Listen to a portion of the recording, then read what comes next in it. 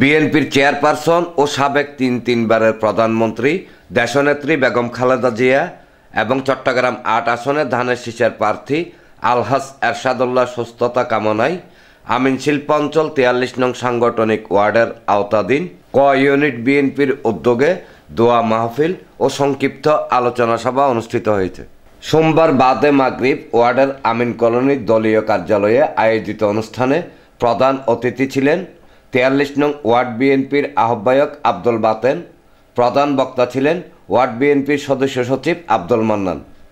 বিশেষ অতিথি ছিলেন ওয়ার্ড বিএনপির সিনিয়র যুগ্ম আহ্বায়ক মোহাম্মদ রুহুল আমিন, পাঁচলাইশ থানা যুবদলের সাবেক যুগ্ম আহ্বায়ক আলমগীর হোসেন দীপু, ওয়ার্ড বিএনপির যুগ্ম আহ্বায়ক আবুল হাসেম ও সদস্য মোহাম্মদ নূর আলম।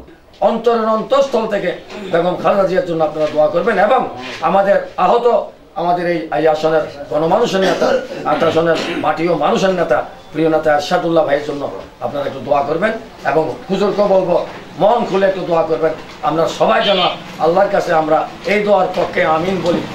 আলহাজ এরশাদুল্লাহর জন্য আপনারা কাজ করবেন এবং খালেদা জিয়ার জন্য প্রাণ খুলে দোয়া করবেন।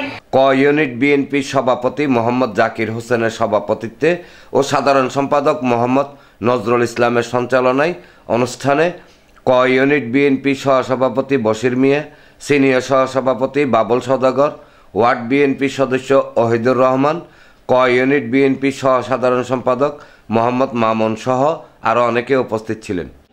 আল্লাহ তার সুস্থতা কামনার জন্য আল্লাহ আমিন শিল্পাঞ্চল ৪৩ নং ওয়ার্ডের বিএনপির পক্ষ থেকে আল্লাহ আজকে দোয়া মাহফিল আয়োজন করা হয়েছে।